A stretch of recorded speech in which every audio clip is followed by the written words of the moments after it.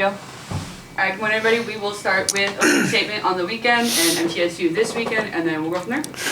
Yeah, really, really proud of the bounce back we had on Saturday. UTEP's a very, very good team and played at a super high level. I felt like we, obviously we didn't get the job done on Friday, but, and there were things we could have done better, but I felt like UTEP played really clean on Friday and really, really well. And it's really hard, especially, that streak that was such a big thing for so many people. Like, it was really hard for our young team to get up off the mat, 16, 18 hours later and put the kind of performance they put out there on Saturday. So really, really proud of that effort and the fact that we're still, sitting at the top of the league and with 6 to go, and now we reset our sights on our rival in Middle Tennessee. Yeah, let's kind of go a little bit more into that. I mean, obviously, a 3-1 Friday or 3-0 Friday, and then to come back in the fashion you did. Well, that had to tell you a lot about this team. It did. Yeah, it was. All year I've been just kind of trying to stay out in front of things with this young team and trying to teach them lessons before they have to learn them the hard way, if you will. But the reality is, sometimes, man, you got to go through it, and sometimes you got to.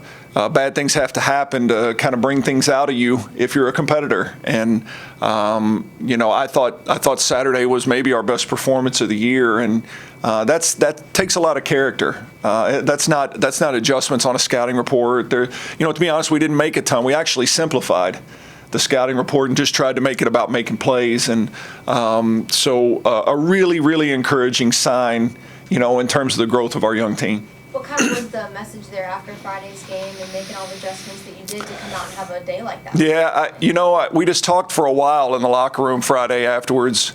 Early in the year or in preseason when we would be doing something that seemed simplistic to them and would not be consistent in our approach to it. I would always bring attention to it, and they almost had this look like, why are you sweating? Why are you sweating that? That's not that. But the little things are the big things. They are. Elite teams don't do different things than average teams do. They just do little things way more consistently. They don't give away points. Like it's when you got two really good teams, they're both going to go out and score. And so the difference very often in high-level matches is not going out and making plays. It's which team gives away the most. And I've been beating that drum since August, and I told them after the match Friday, I was like you look at all those games, it was 20-19, 21-20, and then all of a sudden we would lose, let go of the rope and lose 2 or 3, and it was over. And it was, if you look at how those games ended, it was almost always something we didn't get done, more so than something UTEP did to make a play in those moments. And again, UTEP played fantastic in the match. I'm certainly not diminishing their effort in any way. But I think maybe our kids understood that, and we were much cleaner, and we were the team. We only had 5 hitting errors on Saturday, and if you can do it once, then you can learn to do it repetitively. But that repetitive part of it is not talent; it's just discipline and focus, and I think those things improved on Saturday. With the resumes both of you teams had coming into this weekend, a split almost feels like maybe both teams come away feeling good. Yeah. And as a whole, the conference has got to look good because both teams now have kind of strengthened. Yeah, I don't think there's any doubt. Neither of us wanted to lose a game this weekend, but I think for Conference USA and for both of us, it was a great weekend because we both picked up a quality win. We both are in a really, really strong position because of it to be NCAA tournament teams, which I think should make the conference really happy. But we both still have work to do. We both still have 6 conference games, and we now have to go on the road for 4 of those 6, and there's work to be done. But at the end of the day, in terms of, we came in to decide who was going to be the conference champion. I don't know that we decided that. We both leave with 1 loss and both had 3-0 sweeps. And and like I said, we both have work to do, but we're also both in really, really good position for the NCAA tournament. And I think you see why if you watch. I mean, it's two really, really good teams playing. Coach, we get to finally start bringing up the streak now. It ends at a perfect 100, honestly. Is it good now that you don't? I know you didn't feel that looming over you in the first place. So was it just nice to get it out of the way? Well, I think it may be. I really was sincere when I said it's not something that I ever really put thought into. But I think maybe it loomed. It was on our shoulders of our players a lot more than maybe I realized. I think that's maybe why we played a little bit looser and more free on Saturday as well. I think the good Lord knew He needed to end it at 100 so it would be easy for me to remember, because I'm sure I'll have to answer that question a lot throughout my retirement age. And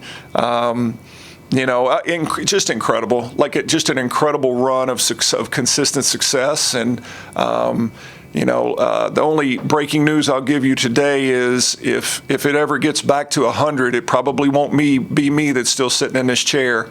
I don't know that I got that much more in me to get to 100 more, but as I said after the match Saturday, we're up to 1, and this weekend we'll try to make it 2 and 3. What have you seen from Middle? What do you kind of expect? Well, what I've seen is there have been two different teams. They've been way better at home. They've struggled to pick up wins in Conference USA. They got a new coaching staff and a lot of changeover. So it's a bit of a head scratcher there. They haven't won a game on the road in conference play, but they've beaten arguably the third and fourth best teams in the league in Kennesaw and Liberty at home. They've picked up a win over both of them, and so they're very, very dangerous on their home court. Certainly with this being a rivalry, we know that we'll have our hands full, and it'll be another big test for our team. I'm really curious to see what this weekend looks like for us, because with such young players, it's going to be one of two things. After that performance Saturday, we're going to really take off and play with confidence, or we're going to relax thinking that the big one's out of the way, and we're going to go down and get humbled against Middle.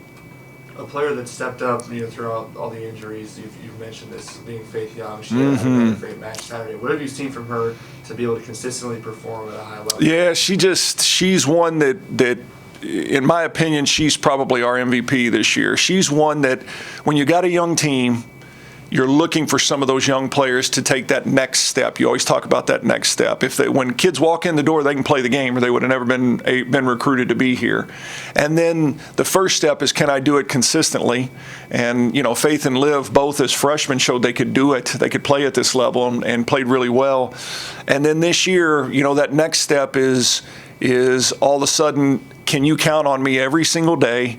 And, am I going to keep finding ways to get better and find ways to impact the team? And, I used to say all last year, I would say Kaylee Cox impacts winning way more than just with kills and blocks and serves. And Faith's starting to turn into that kind of player. People are better because Faith's on the court with them. And so I hope she can continue doing that. It's a really important step for this season for sure, because and certainly a big important thing for the future of our young kids in our program. But I know we have a fifth-year senior in Callie and a fourth-year senior in Abby Schaefer and all, but you have to have a couple hitters that have that presence about them too, that want the ball in big moments and are going to make plays. And Faith, we're going on a month now where Faith has shown up every day, and so I think at that point, like when you first see it, you wonder if it's just a kid that's having a hot week. But at this point, I'm comfortable saying that I know what I'm going to get from Faith every day. And that doesn't mean she's going to hit 450 every day, but it's just an approach to the way she's doing things. It's almost a realization for a young player that this team needs this from me, and a willingness to put themselves out there.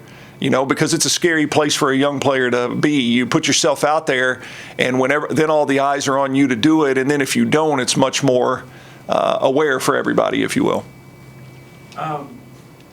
We've known about the statue for a while, but now there's a date. Mm-hmm. Does it kind of sink in a little more that now you're in a couple of weeks after? Yeah, it's still awfully surreal for me. And when we drove over here, I see they're starting to put the concrete in place for the base, and it's. I think my wife said this weekend when we walked past that spot where we saw them starting to do some of the work, she looked at me and she said, "This is really going to happen," and because it just seemed unbelievable, unreal, and now we're just a couple weeks away from it, and it'll be a special thing for me, something that I'm really, really proud of. But I think the thing that I'm most excited for that is the people that it's going to bring together in my life. I had an aunt one time that used to tell me, a great aunt who I just adored, and she would say, "Send me flowers. Don't wait till I pass to send me flowers. I want them now where I can enjoy them."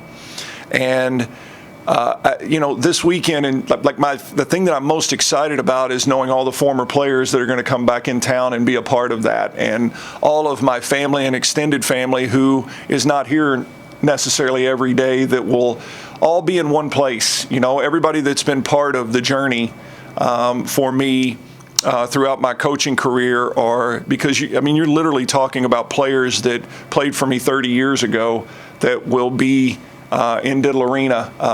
It's our alumni weekend. They organized our alumni weekend the same weekend. And so it's going to be a really, really special time just to have everybody back together. And then who knows, man? I don't know how you're supposed to feel when you see something like that. So when they pull that, off the top of there, and I see it for the first time, I'm sure it'll be a special moment. Cool. All right.